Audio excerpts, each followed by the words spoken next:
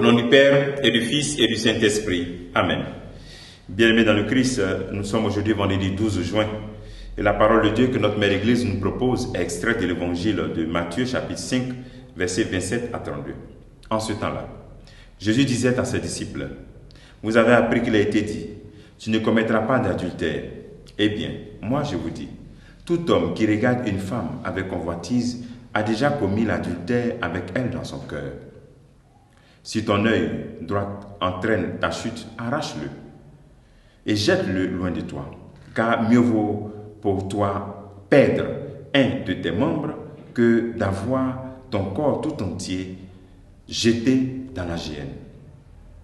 Et si ta main droite entraîne ta chute, coupe-la et jette-la loin de toi, car mieux vaut pour toi perdre un de tes membres que d'avoir ton corps tout entier qui s'en aille dans la géhenne. Il a été également dit, si quelqu'un renvoie sa femme et qu'il lui donne un acte de répudiation, eh bien moi, je vous le dis, tout homme qui renvoie sa femme, sauf en cas d'union illégitime, la pousse à l'adultère. Et si quelqu'un épouse une femme renvoyée, il est adultère. Acclamons la parole de Dieu. Louange à toi, Seigneur Jésus. Bien-aimés dans le Christ, le Seigneur nous invite dans cette parole à la cohérence des vies, à joindre la sincérité, c'est-à-dire les sentiments intérieurs que personne ne voit, à l'acte. Celui qui regarde une femme qui la désire dans son cœur, il a déjà commis l'adultère. Il est bon de garder au moins cette habitude de se limiter au premier regard. Il dit souvent cela aux jeunes. Il est vrai qu'en regardant, on peut découvrir une personne belle.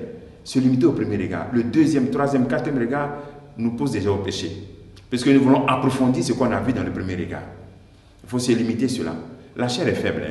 Donc, c'est pour ça que le Seigneur donne cette disposition, une disposition radicale pour pouvoir conserver notre cohérence à sa suite. Garder cette cohérence.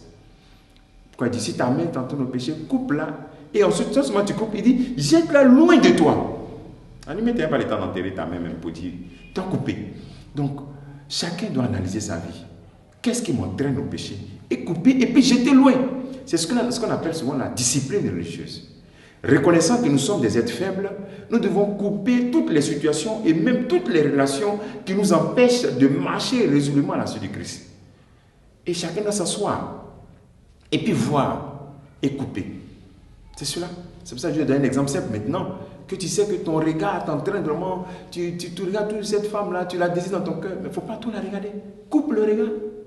Tu vois que cette relation t'éloigne de ton épouse, mais coupe-la, change de numéro. C'est ça la discipline, coupe la relation. Non, bon, voilà. Non, parce qu'on dit que sous la cendre, il y a souvent du feu. Il y a souvent un peu de braise. Donc même s'il y a une relation, non, c'était plus, bon, on était amis, tout ça là, c'est le dialogue avec le diable. Il faut couper. C'est là que le Seigneur dit de couper tout ce qui nous entraîne. Parce que nous sommes naturellement faibles. Donc sans discipline, on ne peut pas atteindre notre objectif de sainteté. Il faut cette discipline. Et la grâce de Dieu vient nous aider dans cette discipline. Et ensuite, le Seigneur continue et il atterrit dans la question de répudier sa femme. C'est-à-dire celui qui répudie sa femme, comme pour n'importe quelle raison, il est adultère. Et celui qui épouse une femme ou bien qui s'unit avec une femme qui a été répudiée, il est aussi adultère. C'est un appel que le Seigneur nous fait, bien aimé dans le Christ, à construire vraiment et à défendre vraiment le mariage. À défendre le mariage, à sauver les époux. À ne pas penser que c'est relatif. Non, ce n'est pas relatif. Le Seigneur, dans une famille, met tout son amour parce que vous répondez à l'appel de Dieu.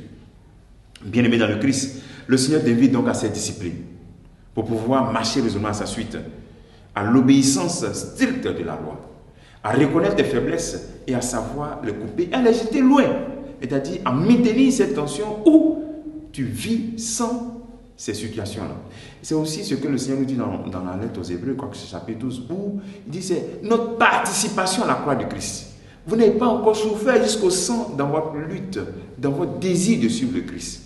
Apprenons aussi à souffrir pour le Christ.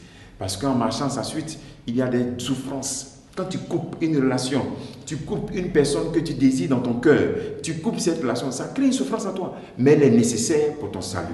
C'est ce que le salut dit, qui marche dans les lames, hein, qui sème dans les lames, moissonne dans la joie. Faisons cette expérience. La discipline religieuse, c'est vraiment très important, parce que sans discipline, il n'y a pas de sanctification. La grâce de Dieu vient nous soutenir, mais il faut qu'il y ait aussi cette discipline que nous imposons. Que le Seigneur nous donne cette grâce et cette discipline religieuse en ce jour, lui qui est Père, Fils et Saint-Esprit pour les siècles des siècles.